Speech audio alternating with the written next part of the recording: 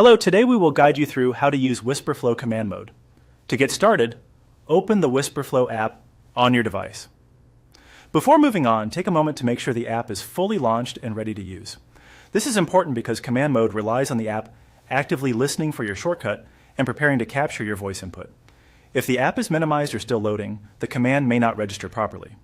Once it is open, you are ready for the next part. Next, press the shortcut key that is registered in Wispr Flow. This shortcut is what tells the app that you want to begin using Command Mode. Think of it as the trigger that wakes the feature up and gets it ready to listen. If you are not sure whether the shortcut worked, pause briefly and watch for the app's visual response.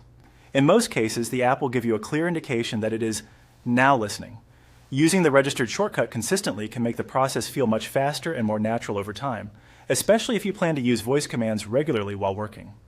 Once the audio icon appears, begin speaking clearly.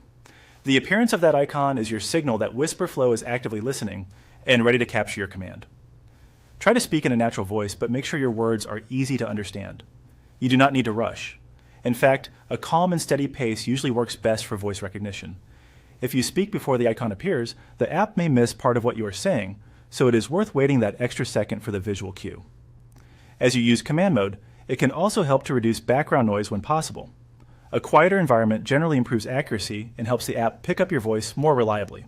If a command does not go through the first time, simply repeat the process. Use the shortcut key again, wait for the audio icon, and then speak clearly. That's all there is to it.